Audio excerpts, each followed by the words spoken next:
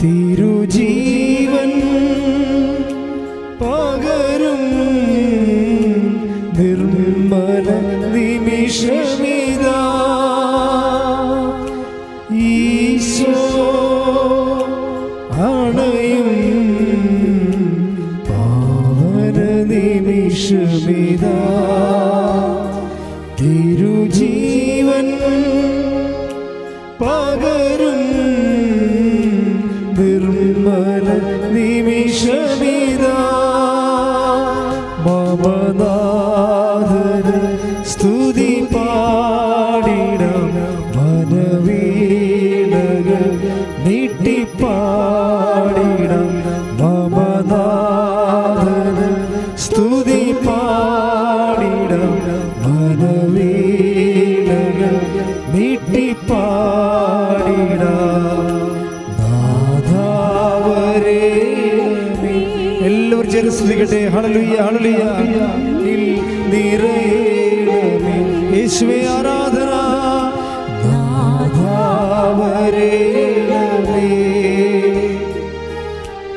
എന്നിൽ നിറയണമേ. സ്തുതിക്കട്ടെ. ഹല്ലേലൂയ ഹല്ലേലൂയ ഹല്ലേലൂയ ഹല്ലേലൂയ. യേശുവേ ആരാധന ആരാധന ആരാധന ആരാധന. ഹല്ലേലൂയ ഹല്ലേലൂയ ഹല്ലേലൂയ ഹല്ലേലൂയ. യേശുവേ നന്ദി യേശുവേ സ്തുതി. ഹല്ലേലൂയ ആരാധന ആരാധന ആരാധന ആരാധന. ഹല്ലേലൂയ ഹല്ലേലൂയ ഹല്ലേലൂയ ഹല്ലേലൂയ. യേശുവേ മഹത്വം മഹത്വം മഹത്വം മഹത്വം. ഹല്ലേലൂയ ഹല്ലേലൂയ ഹല്ലേലൂയ ഹല്ലേലൂയ. ആരാധന ആരാധന ആരാധന. നാഥാവരേണമേ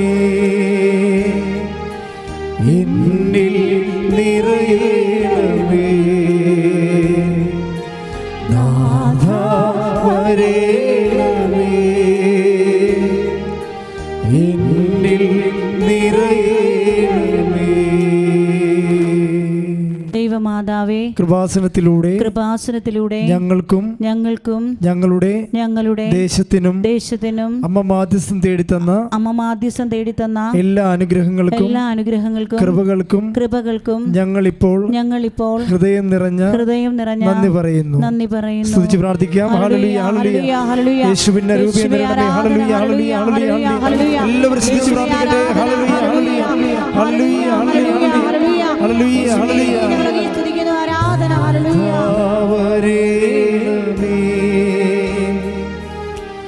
എന്നിൽ നിറയണമേ. നാഥാവരേണമേ എന്നിൽ നിറയണമേ.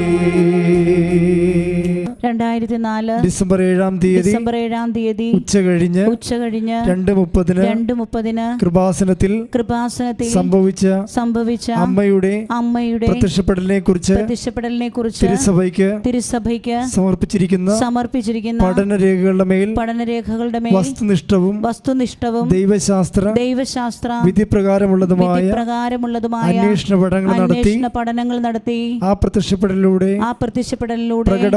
പ്രകടമായ ദൈവമാതാവിന്റെ പ്രത്യേക കരുതലും സംരക്ഷണവും വെളിപ്പെടുത്തുന്ന പീഡിതരുടെ ആശ്വാസവും പ്രവാചകന്മാരുടെ രാജ്ഞിയും വാഗ്ദാനത്തിന്റെ പേടകവും പ്രപഞ്ച പ്രകൃതിയുടെ മാതാവുമായ പരിശുദ്ധ അമ്മയുടെ ശക്തി തിരുസഭയിൽ കൂടുതൽ പ്രചരിച്ച് ജീവിതത്തിന്റെ ദുരന്ത അവസ്ഥകളിൽ അകപ്പെട്ടു കഴിയുന്ന അനേകായിരം മക്കൾക്ക് ദൈവത്തിന്റെ സാന്നിധ്യവും സന്ധിപ്പും കൂടുതൽ അനുഭവിക്കുക വഴി ആത്മീയ വിശുദ്ധിയും ദൈവശക്തിയും കൈവരിക്കുവാൻ ഞങ്ങളുടെ കുടുംബങ്ങളെ ഇടയാക്കണമേ. സ്തുതിച്ച് പ്രാർത്ഥിക്കട്ടെ. ഹല്ലേലൂയ ഹല്ലേലൂയ ഹല്ലേലൂയ ഹല്ലേലൂയ. യേശുവേ ശക്തിയോടെ സ്തുതിച്ച് പ്രാർത്ഥിക്കട്ടെ. ഹല്ലേലൂയ ഹല്ലേലൂയ ഹല്ലേലൂയ ഹല്ലേലൂയ ഹല്ലേലൂയ. യേശുവിന്റെ രൂപേ നിറയണമേ. ഹല്ലേലൂയ ഹല്ലേലൂയ ഹല്ലേലൂയ ഹല്ലേലൂയ. നാഥാവരേണമേ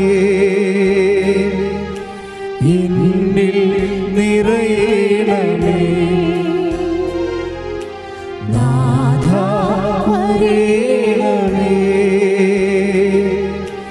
എന്നിൽ നിറയണമേ. പരിശുദ്ധയമ്മേ, ഭൂസ്വർലോകങ്ങളുടെ രാജ്ഞിയായ അങ്ങയ്ക്ക് ഭൗമസംരക്ഷണത്തിനായി പ്രപഞ്ച പ്രകൃതിയെ തന്നെ തിരുസഭ പ്രതിഷ്ഠിക്കുവാൻ ഈ പ്രത്യക്ഷീകരണം വഴി ഇടയാക്കണമേ. പരിശുദ്ധ അമ്മേ, ജപമാല മാതാവേ, സകല കൃപാസനം പ്രാർത്ഥനകളോട് ചേർത്ത് ഞങ്ങളിപ്പോൾ പ്രാർത്ഥിക്കുന്ന ഈ സമൂഹത്തിന്റെ പ്രത്യേക നിയോഗവും നമ്മുടെ എല്ലാ നിയോഗങ്ങളും ദൈവങ്ങൾ സമർപ്പിച്ചുകൊണ്ട് പ്രാർത്ഥിക്കാം.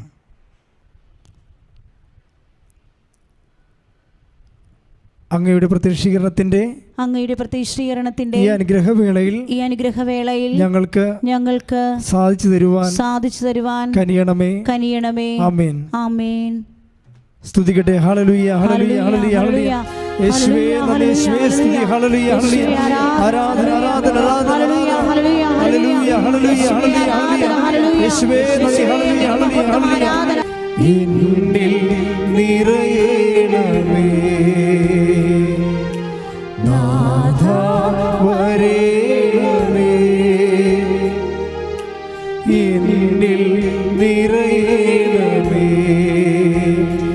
എൻ ജീവിത ദുഃഖങ്ങൾ തിരു കൈകളിലേക്കിടുന്നു.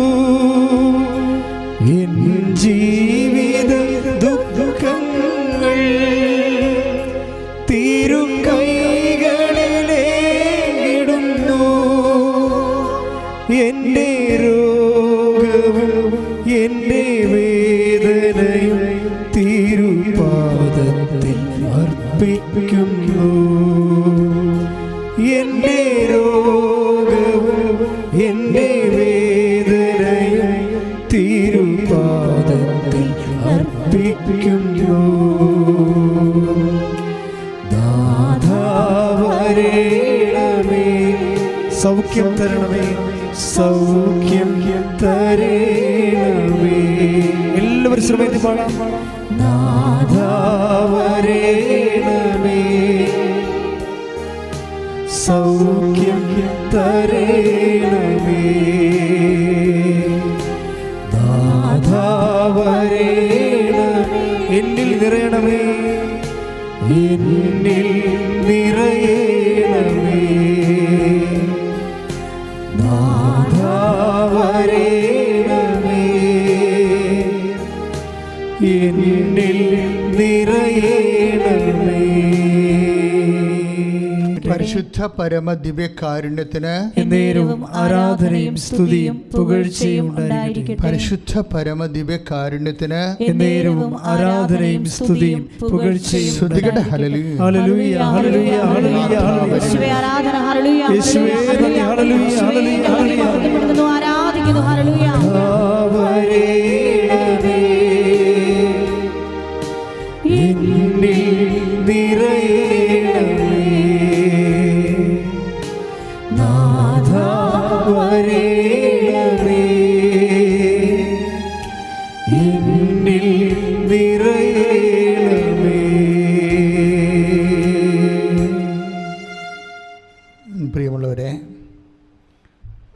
വളരെ ശക്തമായ ചില സാക്ഷ്യങ്ങൾ, മാതൃകാ സാക്ഷ്യങ്ങൾ, അനുഗ്രഹത്തിൻ്റെ മോഡൽ ആയിട്ടുള്ള, പ്രത്യേകിച്ച് ഉടമ്പടി അനുഗ്രഹത്തിൻ്റെ മോഡലായിട്ടുള്ള ചില ഉടമ്പടി മാതൃകാ സാക്ഷ്യങ്ങൾ ഈ ദിവസങ്ങളിൽ യൂട്യൂബിൽ എയർ ചെയ്തിട്ടുണ്ട്. അതിലൊന്ന് അന്ന തോമസ് ആയാങ്കുടി. അപ്പോൾ അവരുടെ സാക്ഷ്യത്തിലുള്ള ഫീച്ചേഴ്സ്, സാക്ഷ്യത്തിൻ്റെ ഫീച്ചേഴ്സ് ഉടമ്പടി ധ്യാനത്തിൽ ആദ്യം പരിശോധിക്കുന്നത് ഫ്രൂട്ട് ഓഫ് ദി കവനൻ്റാണ്. ഈ ആഴ്ചത്തെ കവനൻറ്റിൻ്റെ ഉടമ്പടിയുടെ ഫലങ്ങൾ, അതിൻ്റെ ഫീച്ചേഴ്സ് ഒക്കെ പരിശോധിച്ചാൽ അതിൻ്റെ വചനത്തിൻ്റെ മോഡുലേഷൻസ്, അതിൻ്റെ ഫോർമുല നമ്മൾക്കത് റീഇനാക്ട് ചെയ്താൽ നമുക്ക് ഓരോരുത്തർക്കും അത് എന്തുമാത്രം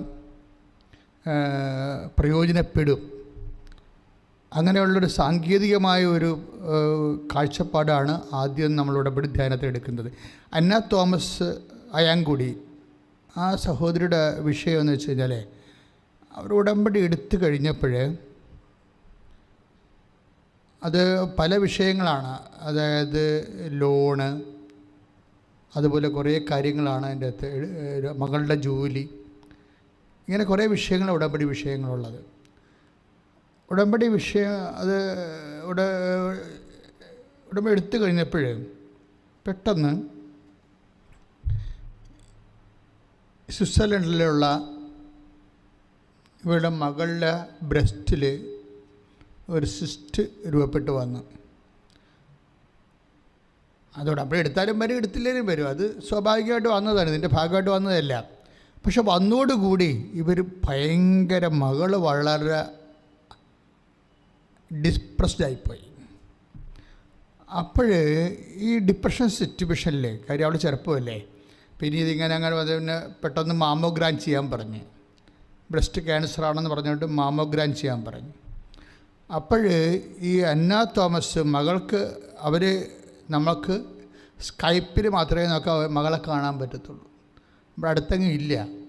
പക്ഷേ എങ്കിലും ഈ അടുത്തില്ലാത്ത വ്യക്തിയോട് വിശ്വാസത്തിൽ ഈ അന്ന തോമസ് ഇൻട്രാക്ട് ചെയ്യുന്ന രീതി ഭയങ്കര രസമാണ്.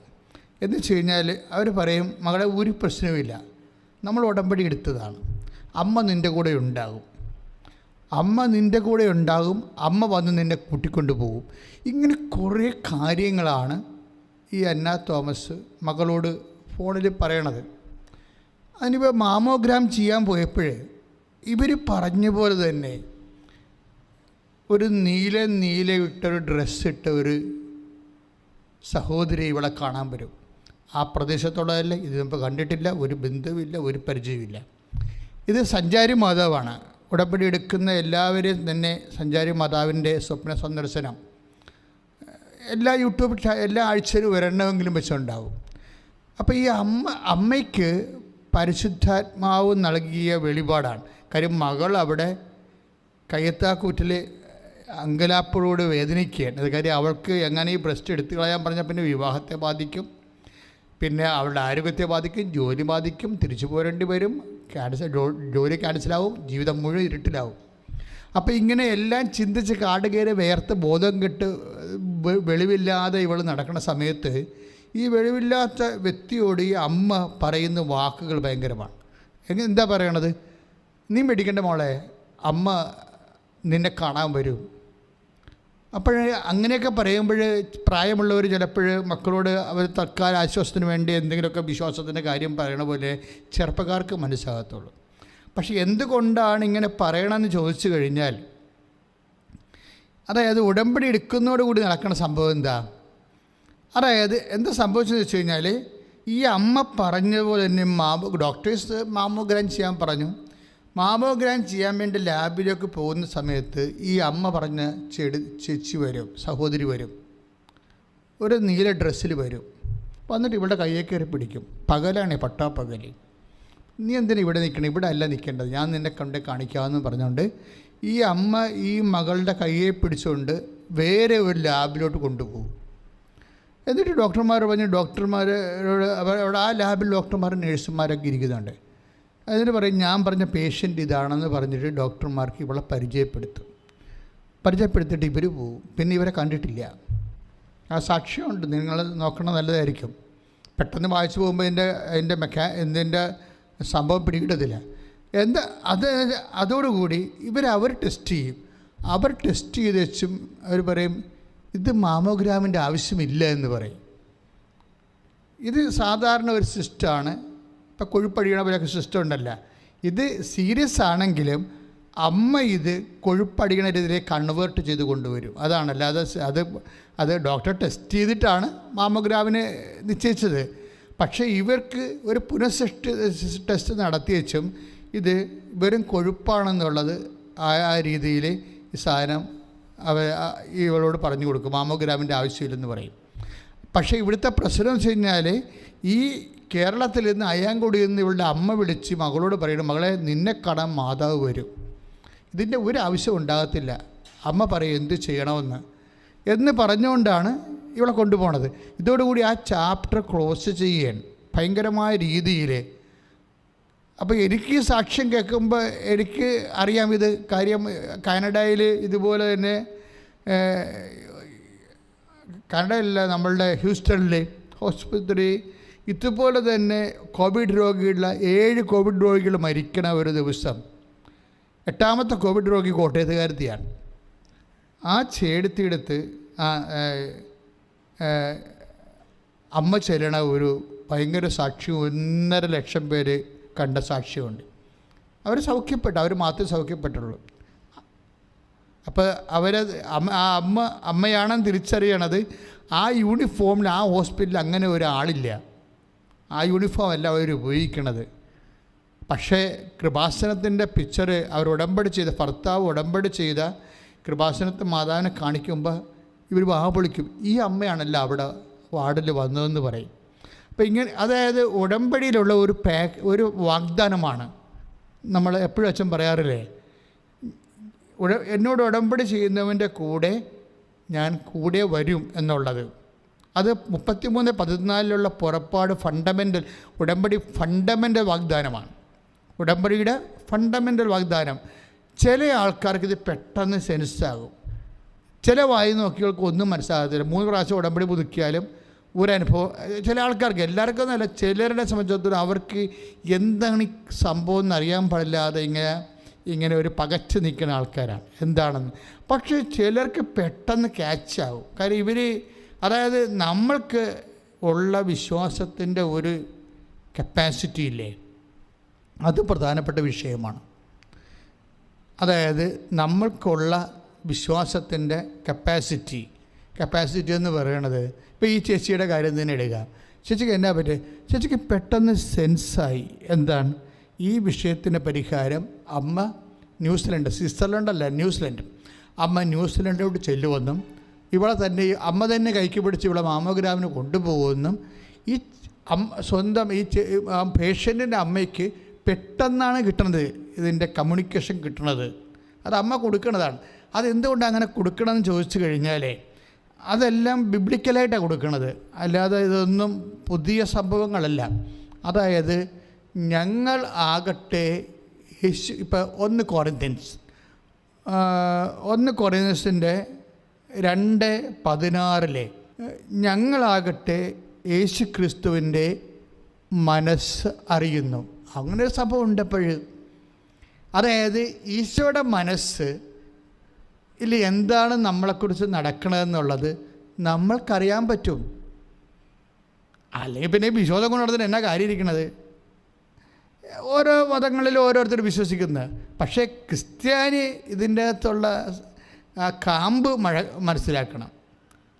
തൊണ്ട് മാത്രം മനസ്സിലായിട്ട് കാര്യമില്ല. അതായത് എങ്ങനെയാണ് യേശു ക്രിസ്തുവിൻ്റെ മനസ്സ്. ഇപ്പോൾ അമ്മ അവിടെ പോകുന്നതായിട്ട് പരിശുദ്ധാത്മാവ് ഇവരെ കാണിക്കും. എന്നിട്ട് ആ സെക്കൻഡ് ഇവളോട് പറയും, അമ്മ വരുന്നുണ്ട്, നിന്നെ കൊണ്ടുപോകാം മാമോഗ്രാമിലേക്ക്. ഇത് ഭയങ്കരമാണ് ശരിക്കും പറഞ്ഞാൽ. എന്നിട്ട് എന്തുകൊണ്ടാണ് ഇങ്ങനെ സംഭവിക്കുന്നത്? യേശുക്രിസ്തുവിൻ്റെ മനസ്സ് നമ്മൾ 1 കൊറിന്ത്യൻസിൻ്റെ 2:16 അനുസരിച്ച് നമ്മൾക്കറിയാൻ കഴിയണ എന്തുകൊണ്ടാണ്? അത് എന്താ കാരണം എന്ന് വെച്ച് കഴിഞ്ഞാൽ, ഈ കർത്താവുമായി സംയോജിക്കുന്നവൻ. ഞാൻ ഇടയ്ക്ക് ദിവസങ്ങൾ പറയാറുണ്ട്, 1 കൊറിന്ത്യൻസ് 6:17 ഈ വചനമുള്ളത്. എന്താണ് വചനം? ആയിട്ട് പറഞ്ഞ്, കർത്താവുമായി സംയോജിക്കുന്നവൻ അവനോടുകൂടെ ഏകാത്മാവായി തീരുന്നു. അപ്പോൾ കർത്താവിൻ്റെ ആത്മാവോടുകൂടി നമ്മുടെ ആത്മാവിന് സംയോജിക്കാൻ പറ്റും. വിശ്വാസത്തിൻ്റെ ഒരു കപ്പാസിറ്റി അതാണ്. വിശ്വസിക്കുന്നവർ വിശ്വാസം വെറുതെ ഉണ്ടാകത്തില്ല, അതിൻ്റെ കൂടെ ഭയങ്കര ദൈവസ്നേഹം ഉണ്ടാവും. ദൈവസ്നേഹം ഉണ്ടാകുമ്പോൾ, ദൈവം എന്ന് പറഞ്ഞാൽ എന്താണ്? ദൈവം നമുക്കറിയാം. ഇപ്പോൾ യോഹന്നാൻ്റെ സുവിശേഷം 4:23, യോഹന്നാൻ 4:23 എന്താണ്? കർത്താവ് ആത്മാവാകുന്നു എന്നാണ്. ശരീരമില്ലല്ലോ കർത്താവിന്. യോഹന്നാൻ 4:23 ദൈവം ആത്മാവാകുന്നു. അപ്പോൾ ആ ഒരു ബേസ്മെൻറ്റിൽ കർത്താവ് ആത്മാവാകുമ്പോൾ നമുക്ക് ഈ ശരീരം കൊണ്ട് നടക്കുന്ന ആൾക്കാർക്ക് ദൈവമായിട്ട് യോജിക്കാൻ പറ്റുമോ? ഒരു മുതിരമായിട്ട് എങ്ങനെയാണ് യോജിക്കണത്? അതുകൊണ്ട് എന്നാ ചെയ്തിരിക്കണത്? നമ്മളുടെ വിശ്വാസം നമ്മൾക്ക് പരിശുദ്ധാത്മാവിനെ തരും. അവിടെയാണ് നമ്മൾ രക്ഷപ്പെടുന്നത്. പരിശുദ്ധാത്മാവിനെ തരും. ഇപ്പോൾ ഉദാഹരണത്തിന് റോമ 5:5 എന്താ പറയണത്? നമ്മൾ ചിന്തിയിരിക്കുന്ന പരിശുദ്ധാത്മാവിനാൽ. Praise the Lord. ഒന്ന് ഏറ്റു പറഞ്ഞ്, നമ്മിൽ. റോമ 5:5 നമ്മൾ ചിന്തിയിരിക്കുന്ന പരിശുദ്ധാത്മാവിനാൽ ദൈവത്തിന്റെ സ്നേഹം എന്തെന്ന് നമ്മൾ അറിയുന്നു. അപ്പോഴേ നമ്മൾ വിശ്വസിക്കുമ്പോൾ നമുക്ക് എന്താ കിട്ടണത്? വിശ്വാസത്തിൻ്റെ കനബലം പോലെ നമ്മൾക്ക് പരിശുദ്ധാത്മാവിനെ കിട്ടും, അല്ലേ? എന്നിട്ട് ദൈവമാകുന്ന ആത്മാവിനോട് നമ്മളിലുള്ള പരിശുദ്ധാത്മാവ് സംഗമിക്കും. അതാണ് പൗലോസ് പറയണത്, കർത്താവുമായി യോജിക്കുന്നവൻ എന്താ പറ്റും? അവനോടുകൂടെ ഏക ആത്മാവായി തീരും. അപ്പോഴെന്നാ സംഭവിക്കണത്? 1 കൊരിന്ത്യർ 2:16 സംഭവിക്കും. എന്താണ്? ഞങ്ങളാകട്ടെ യേശുക്രിസ്തുവിൻ്റെ മനസ്സിലുള്ളത് അറിയുന്നു. അപ്പോൾ ഈ അയാൻകുടി അന്നച്ചിച്ച് എന്താ യേശുക്രിസ്തുവിൻ്റെ മനസ്സിൽ ഈ മകള്, ന്യൂസിലൻഡിലുള്ള മകള്, അവളുടെ ബെസ്റ്റിൻ്റെ ക്യാൻസറാണ്. അത് എന്താണ് എൻ്റെ പ്രതിവിധിയെന്ന് കർത്താവിൻ്റെ മനസ്സിലെ ഒരു കാര്യമുണ്ട്. അതാണ് നിന്നെക്കുറിച്ച് എനിക്കൊരു പദ്ധതി ഉണ്ടെന്ന് പറയത്തില്ലേ? നമ്മളുടെ പരിശുദ്ധാത്മാവിനെ ദുഃഖിപ്പിക്കാതെ കൊണ്ടുപോകണം. ആധ്യാത്മിക ജീവിതത്തിൻ്റെ ഏറ്റവും വലിയ വിജയം, അല്ലെങ്കിൽ ആധ്യാത്മിക ജീവിതത്തിൻ്റെ ഏറ്റവും വലിയ നമ്മൾ ശ്രദ്ധിക്കേണ്ട കാര്യം എന്താണ്? പരിശുദ്ധാത്മാവിനെ ദുഃഖിപ്പിക്കരുത്. പിന്നെ 1 തെസ്സലോനിക്കർ 5:19 എന്താ? പരിശുദ്ധാത്മാവിനെ നിർവീര്യമാക്കരുത്. അപ്പോൾ ദുഃഖിപ്പിക്കുക എന്ന് വെച്ചാൽ വ്യക്തിയാണ് പരിശുദ്ധാത്മാവ്. നിർവീര്യമാക്കുക എന്ന് വെച്ചാൽ ശക്തിയാണ് പരിശുദ്ധാത്മാവ്. അപ്പോൾ വളരെ ജാഗ്രതയോടെ ജീവിക്കുന്ന വ്യക്തികളെ സംബന്ധിച്ചിടത്തോളം കർത്താവുമായിട്ടുള്ള സംയോഗം, അതിലൂടെ ദൈവത്തിൻ്റെ മനസ്സിൽ എന്താണെന്നുള്ളത് നമുക്കറിയാൻ പറ്റും. ഉടമ്പടി നമുക്ക് നൽകുന്ന ഏറ്റവും വലിയൊരു അനുഗ്രഹമാണ് കർത്താവുമായിട്ടുള്ള അടുപ്പം. ഇതുകൊണ്ടാണ് ഇവർ ഇത്രയും കട്ടൻ്റായിട്ട് പറയണത്. ഒരു കുഴപ്പമില്ല മോളെ, ഒരു കുഴപ്പമില്ല, നിന്നെ കാണാൻ ഒരാൾ വരും. അതെന്താണ്? അത് ഈശോയുടെ മനസ്സിലുള്ള സത്യമാണ്. ആ ഈശോയുടെ മനസ്സിലുള്ള സത്യം അപ്ലോഡ് ചെയ്ത് കൊടുത്തിരിക്കുകയാണ്. എൻ്റെ മക്കളെ, ഈ ഒരു സാധ്യതയിലേക്ക് നമ്മൾ വളരണം. ഒന്ന് പ്രാർത്ഥിച്ചേ. കർത്താവായ ദൈവമേ, ഉടമ്പടി എടുത്തു കഴിഞ്ഞപ്പോൾ ഇതുപോലെയുള്ള ദൈവ മനസ്സിന്റെ രഹസ്യങ്ങൾ അറിയാനുള്ള വലിയ ബോധ്യത്തിലേക്ക് എന്നെ വളർത്തണമേ. ശ്രദ്ധിക്കട്ടെ. ഹല്ലേലൂയ, ഹല്ലേലൂയ, ഹല്ലേലൂയ, ഹല്ലേലൂയ, ഹല്ലേലൂയ, ഹല്ലേലൂയ. ഹല്ലേലൂയ, ഹല്ലേലൂയ, ഹല്ലേലൂയ. ധാവരേണമേ എന്നിൽ നിറയണമേ, നാഥാവരേണമേ എന്നിൽ നിറയണമേ.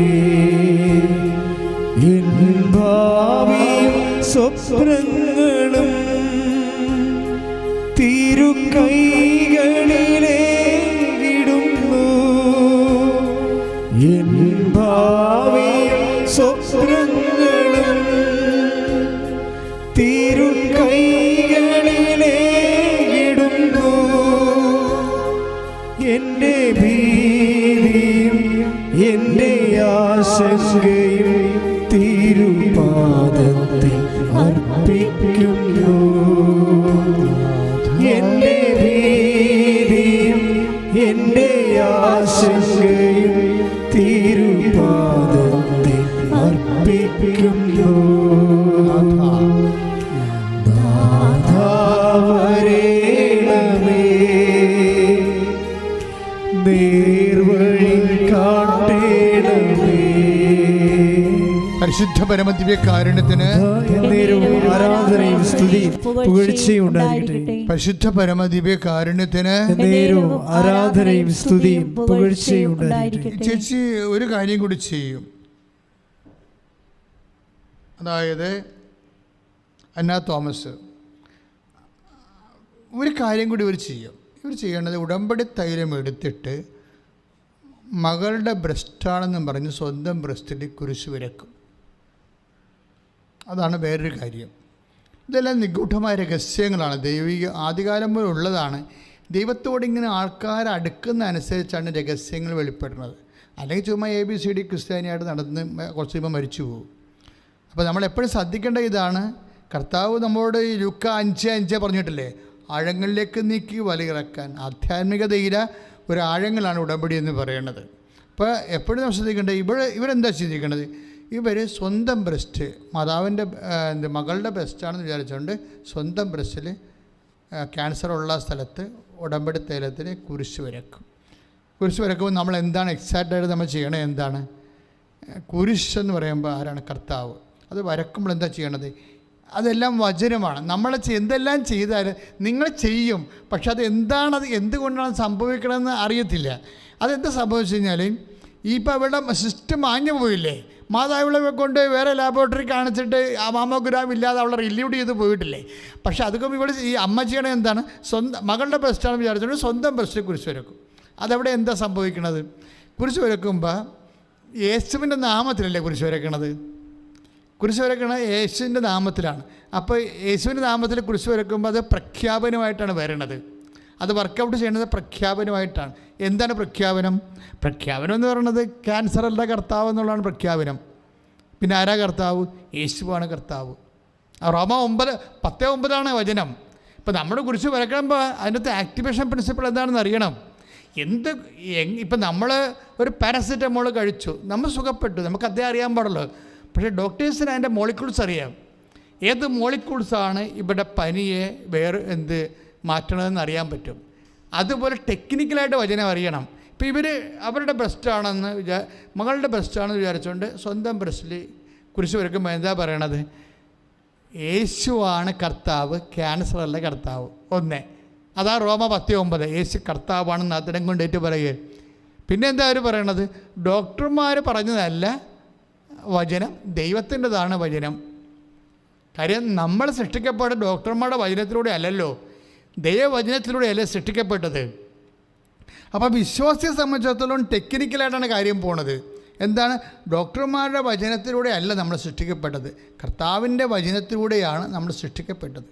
അപ്പോൾ അതുകൊണ്ട് തന്നെ ആ യേശുവാണ് കർത്താവ്, ക്യാൻസർ അല്ല കർത്താവ് എന്ന് പറഞ്ഞാണ് ഈ അപ്പോൾ നിങ്ങൾ ചോദിക്കും, എന്തുകൊണ്ടാണ് വെച്ചാൽ ഈ അയാങ്കുടിയിലുള്ള ചേടത്തിയുടെ ബ്രസ്റ്റിൽ ഈശോയുടെ നാമത്തിൽ കുരിശ് വരക്കുമ്പോൾ ന്യൂസിലൻഡിലുള്ള മകൾ സുഖപ്പെടാൻ കാര്യം എന്താണെന്ന് വെച്ച് കഴിഞ്ഞാൽ, അതിൻ്റെ കാരണം ഈ അകലം ഇങ്ങനെ അടുപ്പിക്കും. യേശുവിൻ്റെ നാമത്തിൻ്റെ ഒരു പ്രത്യേകത അതാണ്.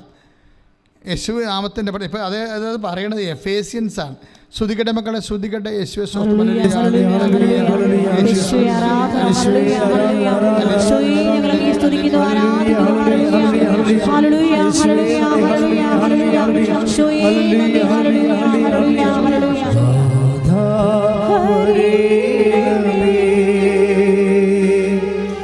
സൗഖ്യം തരേണമേ,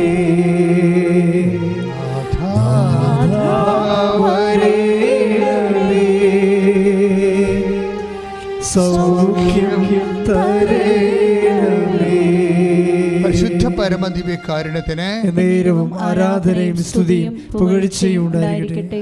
എഫേസ്യസ് 2:13 എന്താ പറയണത് നമുക്ക് ശ്രദ്ധിക്കാം. എന്നാൽ എന്ന് പറഞ്ഞ്, എന്നാൽ ഒരിക്കൽ വിദൂരസ്ഥരായിരുന്ന നിങ്ങൾ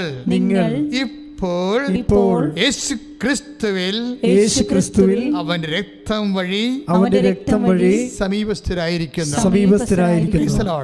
അപ്പൊ എത്ര കിലോമീറ്റർ അകലെയുള്ള വിഷയമാണെങ്കിലും ശരി, യേശുക്രിസ്തുവിന്റെ വിശ്വാസത്തിൽ വിദൂരസ്ഥരെ സമീപസ്ഥരാക്കും. അതെന്താണ്? ന്യൂസിലൻഡിലുള്ള മകളെ അയാങ്കുടി കൊണ്ടുവരും. എങ്ങനെ കൊണ്ടുവരും? യേശുക്രിസ്തുവിലുള്ള വിശ്വാസം പ്രഖ്യാപിക്കുമ്പോൾ.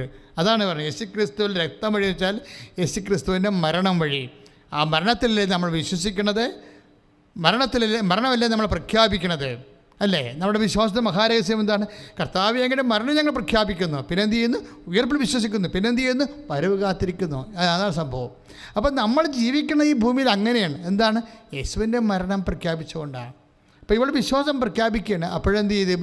വിദൂരസ്ഥരെ സമീപസ്ഥരാകും. പ്രാർത്ഥിക്കുക, കർത്താവായ ദൈവമേ, എൻ്റെ ജീവിതത്തിലും എല്ലാ ദേശങ്ങളിലേക്കും ജില്ലകളിലേക്കും സംസ്ഥാനങ്ങളിലേക്കും രാജ്യങ്ങളിലേക്കും അകന്നു പോയിരിക്കുന്ന എൻ്റെ കൂടപ്പിറപ്പുകളെ എൻ്റെ വീട്ടിൽ കൊണ്ടുവരുവാനും യേശുക്രിസ്തുവിലെ അവരുമായി സമീപസ്ഥമായ ആത്മബന്ധത്തിന്റെ അഭിഷേകം എനിക്ക് നൽകണമേ.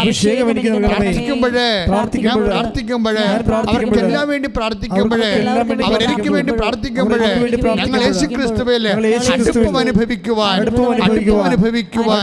സ്ഥലകാലങ്ങളെ ജീവിക്കുന്ന ദൈവ ചൈതന്യമേ, യേശുക്രിസ്തുവേ ഇറങ്ങി വസിക്കണമേ. ശ്രദ്ധിക്കട്ടെ.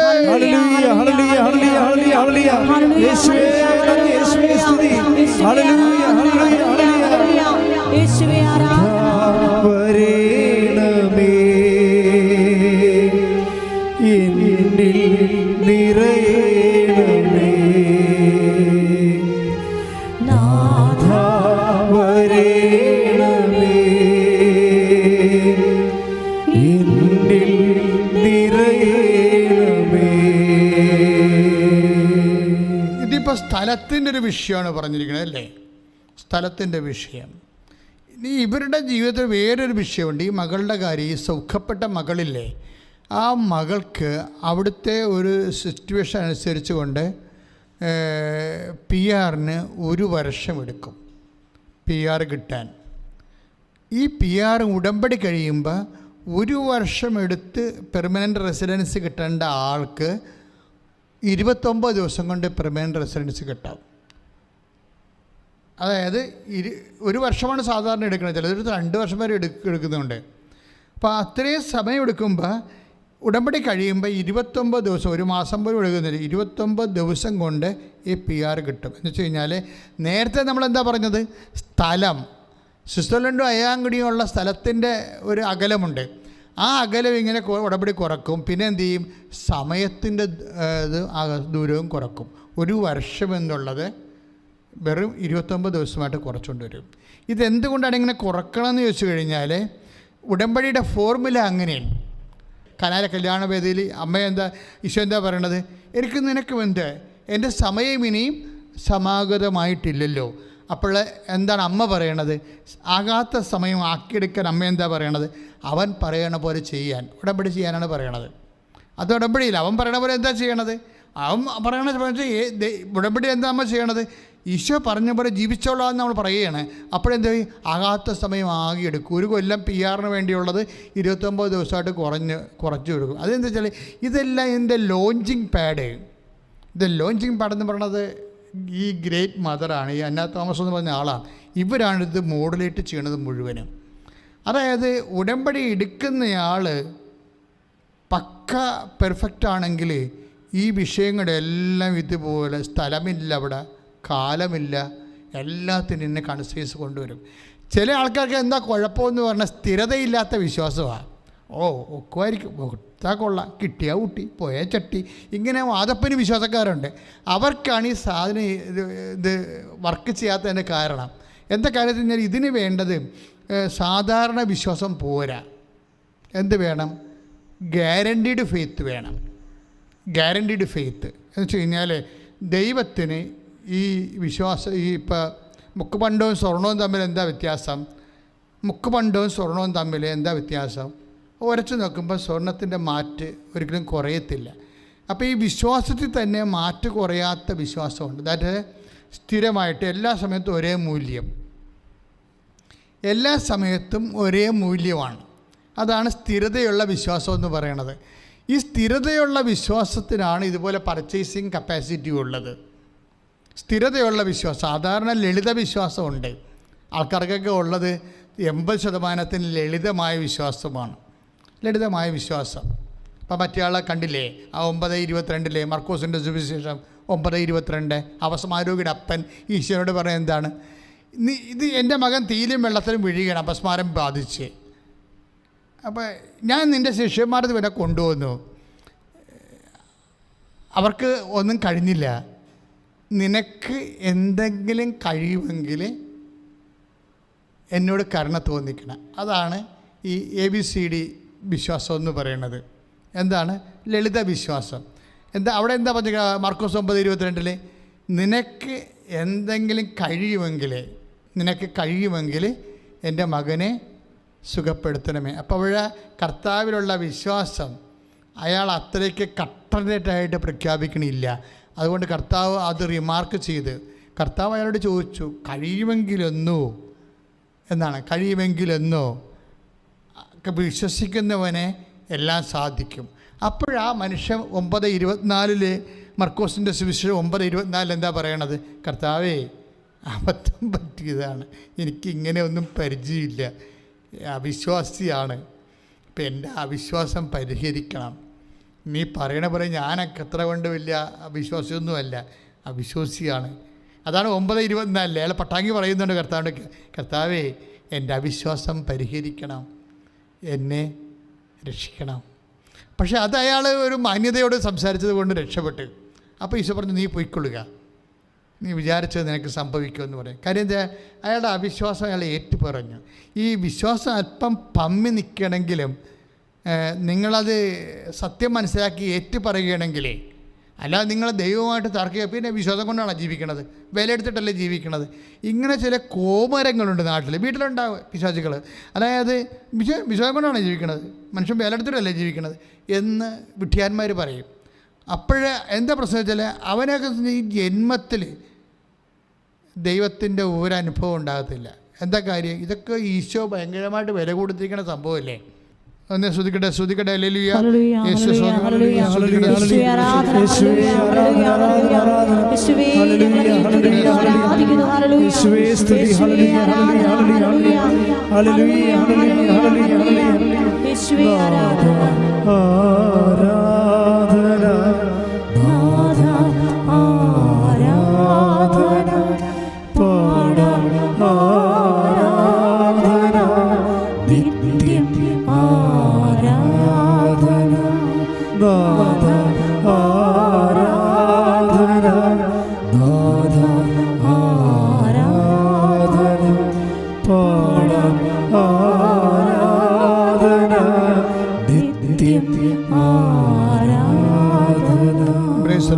ഒന്ന് കുറഞ്ഞത് 6:20 നിങ്ങൾ വിലക്ക് വാങ്ങപ്പെട്ടവരാണ്. അതാണ് വിഷയം. അതായത് നമ്മൾ യേശുക്രിസ്തുവിൻ്റെ വിശുദ്ധമായ രക്തത്താൽ വീണ്ടെടുക്കപ്പെട്ടവരാണ്. അതുകൊണ്ട് അതിന് പേയ്മെൻറ്റ് നടത്താൻ കഴിയാത്ത ആൾക്കാരുമായിട്ട് വിശ്വാസത്തിന് ബന്ധങ്ങളില്ല, അവകാശങ്ങളില്ല, ഒന്നുമില്ല. ഈ ദൈവം സംസാരിക്കണമെന്ന് പറഞ്ഞാൽ എന്താണ്? അവരുടെ വിശ്വാസം. ഇപ്പം നമ്മുടെ അപസ്മാരോഗിയുടെ വിശ്വാസം കണ്ടില്ലേ, അപ്പൻ്റെ വിശ്വാസം കണ്ടില്ലേ? കർത്താവേ, എൻ്റെ അവിശ്വാസത്തെ നീ പരിഹരിക്കണം, എന്നോട് കരുണ തോന്നണം. അപ്പം കർത്താവ് അവൻ്റെ അവിശ്വാസത്തെ പരിഹരിച്ചു. ഇത് പക്ഷേ ഈ അവിശ്വാസത്തെ പരിഹരിച്ചെങ്കിൽ നമ്മളെപ്പോഴും ശ്രദ്ധിക്കേണ്ട ഒരു വിഷയമുണ്ട്. അതായത് ഈ അവിശ്വാസത്തെ പരിഹരിച്ചു, അതിനൊരു റേറ്റിംഗ് ഉണ്ട്. സാധാരണ ലെവലിലുള്ള വിശ്വാസമാണത്. പക്ഷേ ഹെവി ഡ്യൂട്ടി, ഇത്തിരി ഇമ്മിനി വലിയ കാര്യം ചെയ്യാൻ സാധാരണ വിശ്വാസത്തിന് പുള്ളിങ് ഉണ്ടാകത്തില്ല. കാര്യം എന്താണ്?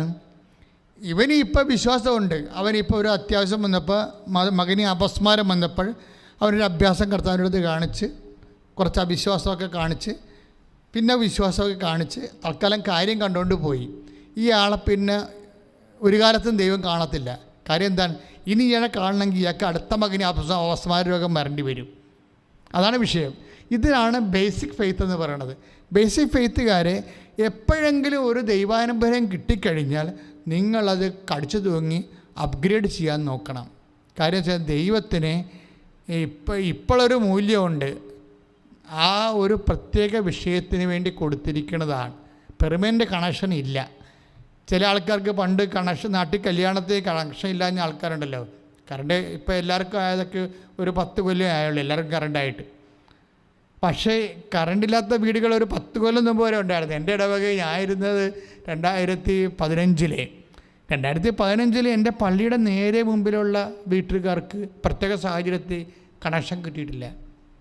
അപ്പം ജില്ലയിൽ എല്ലാവർക്കും കണക്ഷൻ കൊടുക്കുന്ന സമയത്ത് അവർക്ക് കണക്ഷൻ കൊടുത്തു. ഞങ്ങളത് മാസ് പെറ്റീഷൻ കൊടുത്തു KSBയിൽ. അപ്പം അതിൻ്റെ അർത്ഥം കഴിഞ്ഞ ഒരു 10 കൊല്ലം മുമ്പ് വരെ ഇലക്ട്രിക് കണക്ഷൻ ഇല്ലാത്ത വീടുകളുണ്ടാകുമായിരുന്നു. പക്ഷെ അവിടെ ഇവിടെയൊക്കെ കല്യാണം വരുമ്പോൾ എന്തു ചെയ്യും? അടുത്ത വീട്ടിൽ നിന്ന് താൽക്കാലിക കണക്ഷൻ എടുക്കും.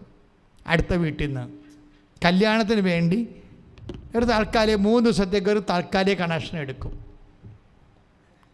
അടുത്ത വീട്ടിൽ നിന്ന് വേറെ വിളിച്ചൊക്കെയാണ് KSBയുടെ ഉദ്യോഗസ്ഥന്മാരെ കണ്ടിട്ട് പട്ടാങ്ങിയൊക്കെ പറഞ്ഞിട്ട് ചെയ്യുന്ന പരിപാടിയാണ്. ഇപ്പം ചില ആൾക്കാരുടെ വിശ്വാസം ഈ താൽക്കാലിക വിശ്വാസമാണ്. ദൈവം ഇത് അക്സെപ്റ്റ് ചെയ്യത്തില്ല. ദൈവം എന്താ പറയണത്? നിൻ്റെ വിശ്വാസം ഗ്യാരണ്ടീഡ് ആയിരിക്കണം എന്ന് വെച്ച് കഴിഞ്ഞാൽ സ്ഥിരമായിരിക്കണം, പെർമനൻ്റ് ആയിരിക്കണം എന്ന് പറയും. പെർമനൻ്റ് ആയിരിക്കണം. ഇപ്പോൾ ഭയങ്കര ഫ്രണ്ട്ഷിപ്പൊക്കെ എന്ന് പറഞ്ഞു കഴിഞ്ഞാൽ ഈ കൊല്ലം ഫ്രണ്ട്ഷിപ്പ് ഭയങ്കര തിക്ക് ഫ്രണ്ട്സ് ആയിരിക്കും. ചില 10 കൊല്ലം കഴിയുമ്പോൾ ഒരു ബന്ധം ഉണ്ടാകത്തില്ല. ചിലപ്പോൾ നിൻ്റെ പെറ്റ അമ്മയാണെന്ന് വിചാരിച്ചു, അമ്മയുമായിട്ടൊക്കെ ഭയങ്കര കമ്പനിയൊക്കെ ആയിരുന്നു. പക്ഷേ ഒരു കാലം കഴിയുമ്പോൾ നിന്നൊക്കെ റിലേഷൻ ചിലപ്പോൾ നാത്തൂനായിരിക്കും.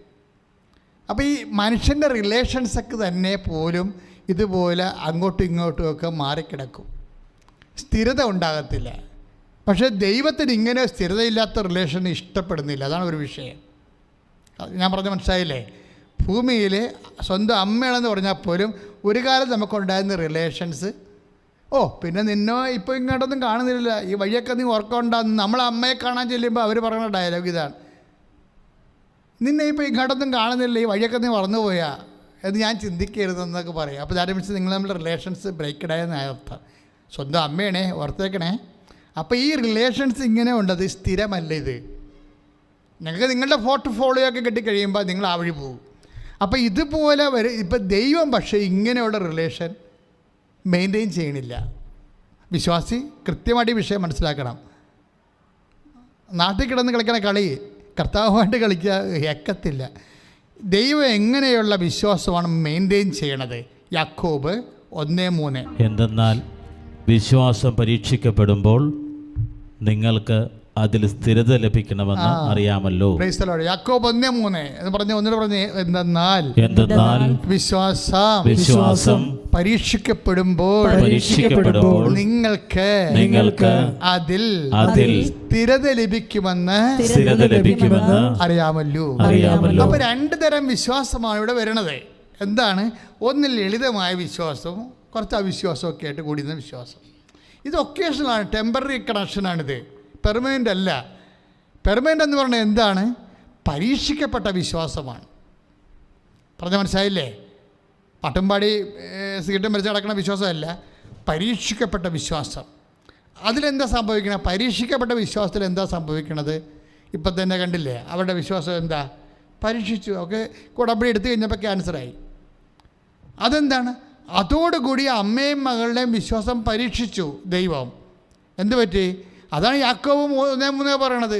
വിശ്വാസം എന്ന് പറഞ്ഞേ, വിശ്വാസം പരീക്ഷിക്കപ്പെടുമ്പോൾ നിങ്ങൾക്കതിൽ സ്ഥിരത ലഭിക്കുന്നുവെന്ന് അറിഞ്ഞുകൊള്ളുവിൻ. അപ്പോൾ നിന്റെ വിശ്വാസത്തെ ദൈവം പെർമനന്റ് ഫെയ്ത്ത് ആയിട്ട് അംഗീകരിച്ചു.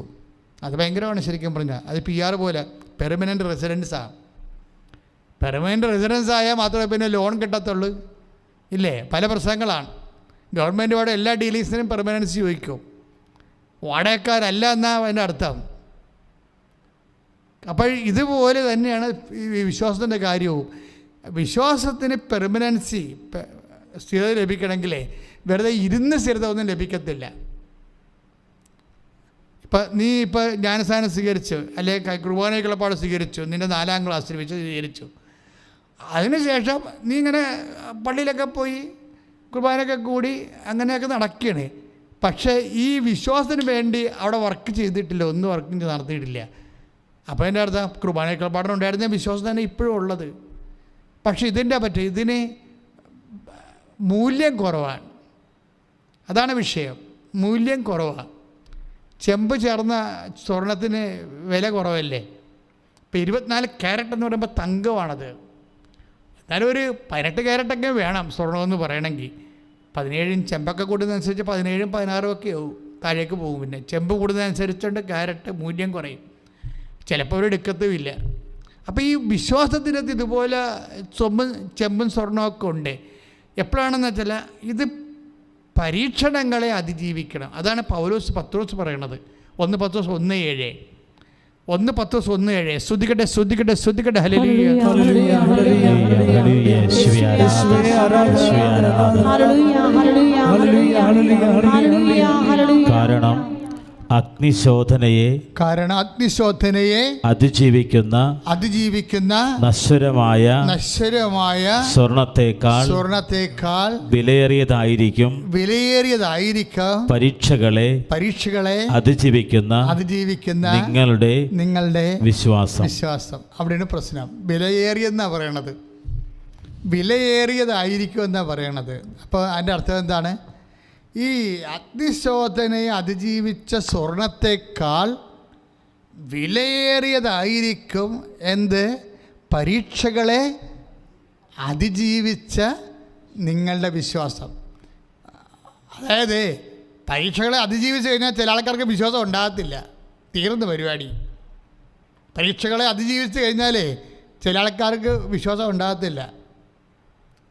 എന്താണ്? അതിജീവിക്കാനൊന്നും ഉണ്ടാകത്തില്ല. എല്ലാ കാര്യത്തിനും കടലാസ് പോലെ. ഈ ടെർമോക്കോളൊക്കെ കത്തിച്ച് കഴിഞ്ഞാലുള്ള അവസ്ഥ എന്തായിരിക്കും? ഒന്നും ഉണ്ടാകത്തില്ല ബാക്കി. ചില ആൾക്കാരുടെ ഫെയ്ത്ത് ടെർമോക്കോൾ ഫെയ്ത്താണ്. കത്തിച്ച് ഒരു പരീക്ഷണത്തിലൂടെ കടന്നു പോയാൽ, ഇപ്പോൾ ഈ മാമോഗ്രാഫിൻ്റെ കേസിൽ അതാണ് പരീക്ഷണം. ആ മാമോഗ്രാഫിൻ്റെ വിഷയം വേറെ ആർക്കെങ്കിലാണ് വന്നിരുന്നെങ്കിൽ അതിനാലേ അവർ ടെൻഷൻ അടിച്ച് ചത്തുപോയനം. കാര്യം എന്താണ്? പ്രാർത്ഥിക്കത്തില്ല. ഒന്ന് വന്ന് എന്തെങ്കിലും ഒരു വിഷയം വന്ന് നോക്ക്. എല്ലാവരും ചോദിക്കണേ, ദൈവമേ 24 മണിക്കൂറും ദൈവം എന്ന് പറഞ്ഞ് എനിക്കാണല്ലോ കോവിഡ് വന്നതെന്ന് പറയും. അപ്പോൾ പള്ളിയിലെ വട്ടക്കാരനും ഇല്ല, ദുഃഖവെള്ളിയാഴ്ച പള്ളിയിൽ പോകാത്ത അവനൊക്കെ ആരോഗ്യമായിട്ട് അടക്കണമെന്ന് പറയും. അതോടുകൂടി നിൻ്റെ പരിപാടി തീരുമാനം. എന്താ കാര്യം? ഈ വായിരിക്കുന്ന നാക്ക് കൊണ്ടാണ് പലരും പണി മേടിക്കുന്നത്. കാര്യം എന്താണ്? ഹൃദയത്തിലെ തികവിൽ നിന്നാണ് ആദരം സംസാരിക്കണമെന്ന് കർത്താവിന് അറിയാമല്ലോ. കർത്താവ് പറഞ്ഞ വാക്കല്ലേ അത്? സ്തുതിക്കട്ടെ, സ്തുതിക്കട്ടെ. ഹല്ലേലൂയ, കരങ്ങൾ ഉയർത്തിക്കൊണ്ട് സ്തുതിക്കട്ടെ. കർത്താവ് വലിയ പ്രബോധനങ്ങൾ നൽകുന്നതിനോർത്ത് സ്തുതിച്ച് പ്രാർത്ഥിക്കുന്നു. ഹല്ലേലൂയ, ഹല്ലേലൂയ, ഹല്ലേലൂയ, ഹല്ലേലൂയ, ഹല്ലേലൂയ, ഹല്ലേലൂയ, ഹല്ലേലൂയ. യേശുവേ ആരാധന, ആരാധന. കർത്താവേ സ്തുതിക്കുന്നു. കർത്താവേ കരങ്ങൾ ഉയർത്തി ശക്തമായി സ്തുതിക്കട്ടെ. കർത്താവിന്റെ കൃപയൊഴുകട്ടെ. കർത്താവേ ഉടമ്പടിയെടുത്ത് പ്രാർത്ഥിക്കുന്ന മക്കള് ഇപ്പോൾ തത്സമയം യോഗം അർപ്പിക്കുന്നപ്പോൾ കർത്താവ് കൃപ ചൊരിയട്ടെ. ഹല്ലേലൂയ, ഹല്ലേലൂയ. യേശുവേ ആരാധന, യേശുവേ ആരാധന, യേശുവേ ആരാധന. കർത്താവേ ഞങ്ങളെ സ്പർശിക്കണമേ. യേശുവേ ആരാധന.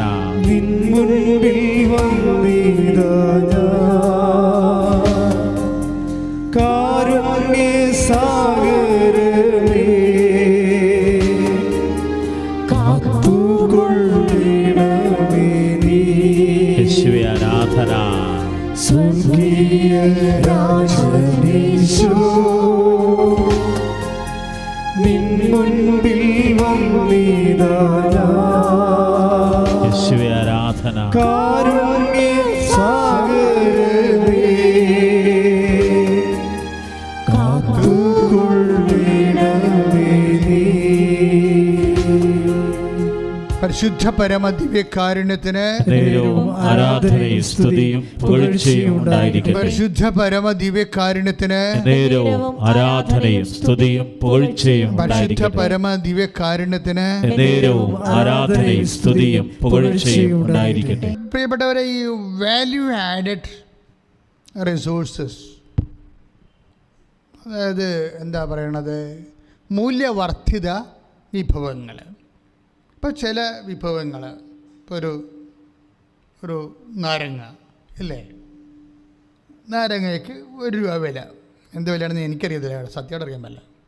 അതായത് ഒരു നാരങ്ങയ്ക്ക് 1 രൂപ വിലയാണെന്ന് വിചാരിച്ചോ, അത് അച്ചാറിട്ട് കഴിയുമ്പോൾ 3 രൂപയാകും ഇല്ലേ, ഉപയോഗിക്കാൻ പറ്റുന്ന രീതിയിലാകും.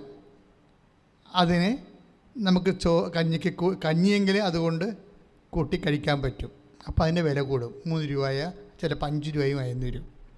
ഇതാണ് മൂല്യവർദ്ധിതമെന്ന് പറയണത്. അതായത് വാല്യൂ ആഡഡ്. നിലവിലിരിക്കുന്ന വാല്യൂവിനെ ആഡ് ചെയ്യണം. ഇതുപോലെ തന്നെ ഒരു വിഷയമാണ് വാല്യൂ ആഡഡ് ഫെയ്ത്ത് എന്ന് പറയും. വാല്യൂ ആഡഡ് ഫെയ്ത്ത്, നിലവിലുള്ള ലളിത വിശ്വാസമില്ലേ, ആ ലളിത വിശ്വാസത്തിൽ ദൈവത്തിന് തിരുസന്നിധിയിലെ വാല്യൂ ഉള്ള വിശ്വാസമായിട്ട് ദൈവം അപ്ഗ്രേഡ് ചെയ്യാൻ നോക്കും. അതെങ്ങനെയാണെന്നാ 10 ദിവസം പറഞ്ഞത്. എങ്ങനെയാണ് സ്വർണ്ണം, അത് 1:10:1:7 എന്താ പറഞ്ഞത്?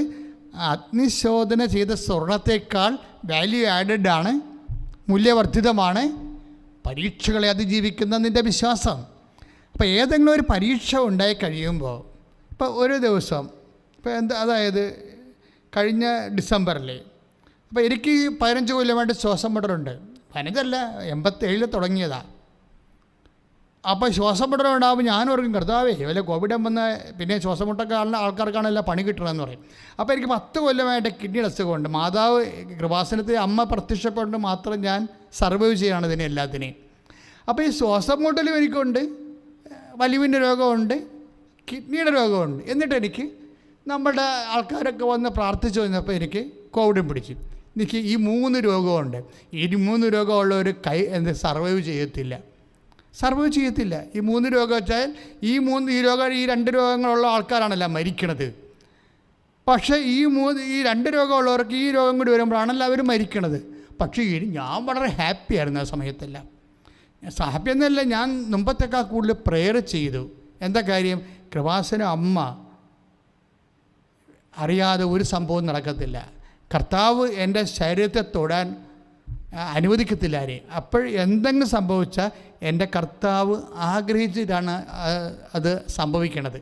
അമ്മയുടെ നിരീക്ഷണം ആ വിഷയത്തിലുണ്ട്. അതുകൊണ്ട് ഞാൻ ഹാപ്പിയായിരുന്നു. ആ ടൈം മുഴുവൻ ഞാൻ ബൈബിൾ വായനയായിരുന്നു. മുഴുവനും മുറി അടച്ചിട്ട് 24 മണിക്കൂറും ആരോടും സംസാരിക്കുക, ബൈബിൾ വായിക്കും. അതുപോലെ ജപമാലയും ചെല്ലും. അത് കഴിഞ്ഞപ്പോൾ ഞാൻ പവർഫുള്ളായി, ശരിക്കും മുമ്പത്തേക്കാൾ പവർഫുൾ. ഇതാണ്. അപ്പം നിങ്ങളോർക്ക് ഞാൻ ഈ ബൈബിളൊക്കെ പറയുന്നുണ്ടെങ്കിലും ഇത് ഒരു പ്രാക്ടിക്കലായിട്ട് അച്ഛന് ഇതൊക്കെ സംഭവിച്ചാൽ അച്ഛൻ എന്ത് ചെയ്യുമെന്ന്. പക്ഷേ എനിക്കിത് കൃത്യമായിട്ട് അറിയാം. എങ്ങനെയാണ് വാല്യൂ ആഡ് ചെയ്യണമെന്ന് എനിക്കറിയാം. എങ്ങനെയാണ് കർത്താവ് നമ്മുടെ വിശ്വാസത്തെ അപ്ഗ്രേഡ് ചെയ്യണമെന്നറിയാം. അല്ലെങ്കിൽ എനിക്ക് കർത്താവിനോട് ബാർഗെയിൻ ചെയ്യാമല്ലോ. ഞാൻ വേറെ ഓരോരുത്തരും പോണില്ല. ഞാൻ 24 മണിക്കൂറും കൃപാസനത്തിൽ ആൾക്കാരെ ഒരു 150 പേരെ വെച്ച് കാണുമായിരുന്നു ഒരു ദിവസം, ആ ദിവസങ്ങളിലൊക്കെ. അപ്പോൾ അങ്ങനെ ഞാൻ ദൈവത്തിൻ്റെ വേല ചെയ്യുമ്പോൾ ദൈവം എന്നെ പ്രൊട്ടക്റ്റ് ചെയ്യണ്ടേ. പക്ഷേ ഞാൻ അത്ര മണ്ടനൊന്നുമല്ല കർത്താവിനോട് അങ്ങനെ ബാർഗെയിൻ ചെയ്യാൻ.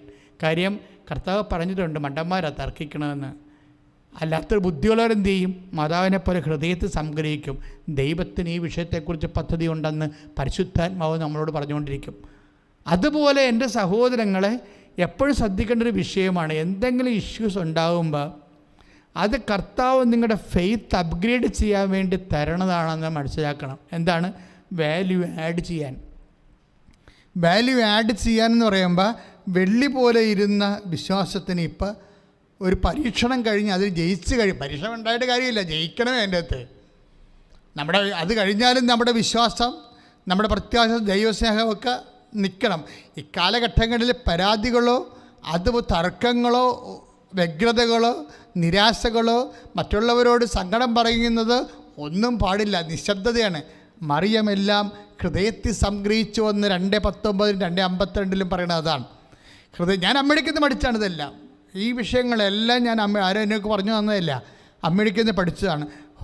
ഇത്തിരി ജീവിതത്തെ കുറച്ച് ബോയിലിംഗ് ആയി കഴിയുമ്പോൾ, തിളച്ച് മറിയുമ്പോൾ അമ്മ നിശബ്ദമായിരിക്കും. എന്താ കാര്യം?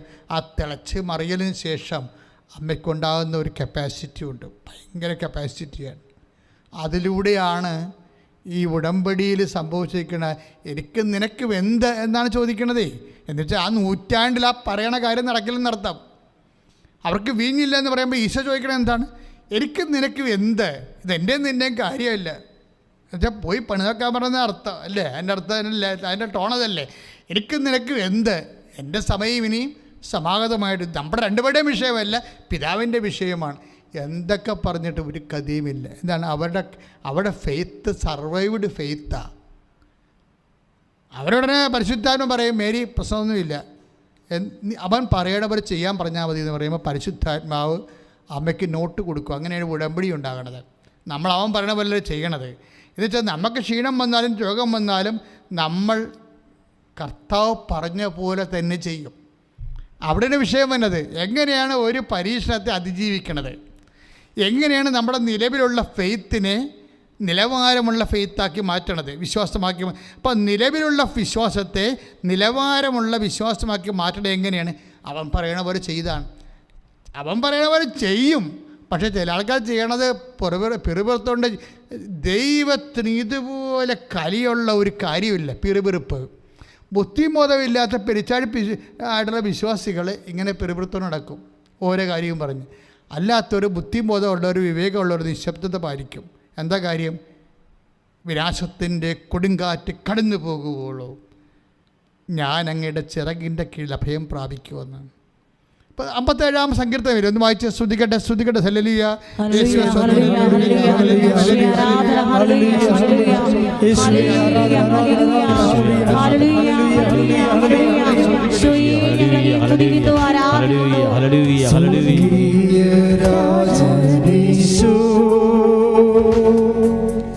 നിൻ മുൻപിൽ വന്നിടാനാ ആരാധന, കാരുണ്യ സാഗരമേ ആരാധന, കാത്തുകൊള്ളണമേ നീ. കാരുണ്യ സാഗരമേ, കാരുണ്യ സാഗരമേ ആരാധന, കാത്തുകൊള്ളണമേ നീ. പരിശുദ്ധ പരമദിവ്യകാരുണ്യത്തിന് നേരവും ആരാധനയും സ്തുതിയും പുകഴ്ചയും ഉണ്ടായിരിക്കട്ടെ. സങ്കീർത്തനം 27 തിരുവചനം 1-ന്റെ അവസാനത്തിലാണേ ഏറ്റുപറഞ്ഞ വിനാശത്തിന്റെ കൊടുങ്കാറ്റ് കടന്നു പോകുവോളോ ഞാൻ അങ്ങയുടെ ചിറകിന്റെ കീഴിൽ ശരണം പ്രാപിക്കുന്നു. അതായത് വിനാശത്തിന്റെ കാലം ഉണ്ടാകുമെന്നതിൻ്റെ അർത്ഥം. അപ്പോൾ എന്താ ചെയ്യണത്? കർത്താവിൻ്റെ ചിറകിൻ്റെ കീഴിലെ അഭയം പ്രാപിക്കും. എപ്പോഴാണ് വിനാശത്തിൻ്റെ കൊടുങ്കാറ്റ് കടന്നു പോകണത്? പോയി കഴിയുമ്പോൾ ഞാൻ കർത്താവിൻ്റെ ചിറകിൻ്റെ കീഴിൽ നിന്ന് പുറത്തേക്ക് വരും. എന്നുവെച്ചാൽ ഞാൻ പ്രാർത്ഥനയിലും അനുധ്യാനത്തിലും വിശുദ്ധിയിലും വിശ്വാസ പ്രഖ്യാപനത്തിലും ഞാൻ കർത്താവിൻ്റെ ചിറകിൻ്റെ കീഴിലായിരിക്കുമെന്നാണ്. അല്ലാതെ നമ്മൾ മഴയത്ത് വല്ല വീട്ടിലും കയറി വെച്ചും ഇടക്കിടക്ക് മഴ കുറഞ്ഞാന്ന് പറഞ്ഞ് കൈയും കാലിട്ട് അടിക്കത്തില്ലേ? അതുപോലെ വിനാശം നടക്കുന്ന സമയത്ത് ഇടക്കിടക്ക് കൈയും കാലിട്ട് നോക്കും. മഴ കുറഞ്ഞാൽ പ്രശ്നം തീർന്ന എന്ന് പറഞ്ഞ് അത് ദൈവത്തിനെക്കുറിച്ച് കർത്താവിൻ്റെ ചിറകിൻ്റെ കീഴിൽ ശരണം പ്രാപിക്കണം നമ്മൾ ചെയ്യണത്. അല്ല ഇവിടെ നിന്ന് വല്ലപാടിൽ നിന്ന് രക്ഷപ്പെടാൻ വേണ്ടി നോക്കുന്ന വ്യഗ്രത ക്രിസ്ത്യാനിയല്ല. വ്യഗ്രത വരുമ്പോൾ എന്താ പ്രശ്നം? സുഖലോലുപത, ജീവിത വ്യഗ്രത എന്നിവയാൽ നിങ്ങളുടെ ഹൃദയം അന്ധമാകും. 21:34 ലൂക്കാ സുവിശേഷം. സ്തുതിക്കട്ടെ ഹല്ലേലൂയ.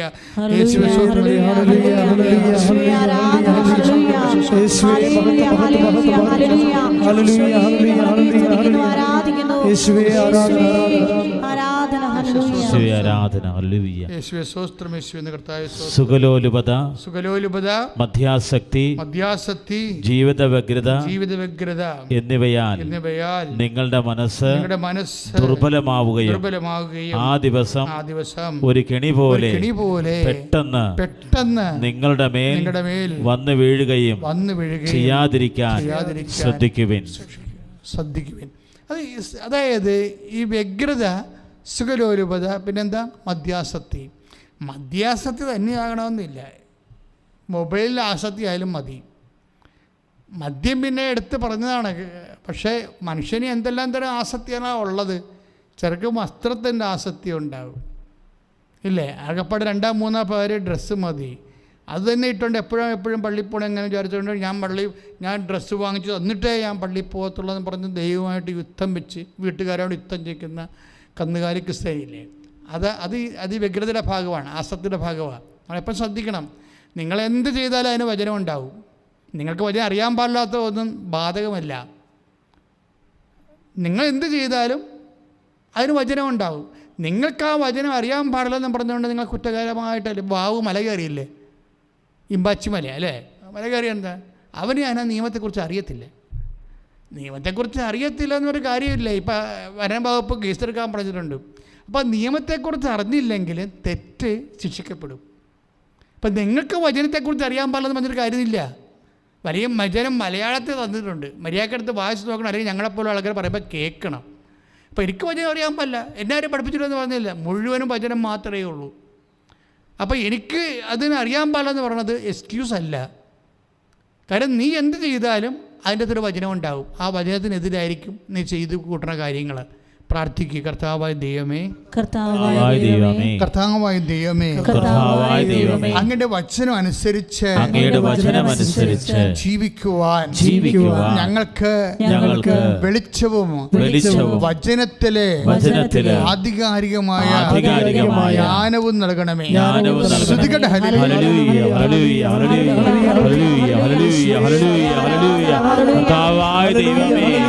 അഭിഷേക വചനത്താല് ഞങ്ങളെ ശക്തിപ്പെടുത്തുന്നതിന്, ജ്ഞാനവരെ നിറയ്ക്കുന്നതിന് നന്ദി പറയുന്ന കർത്താവേ, ഹല്ലേലൂയ. ഈശോയെ ആരാധന.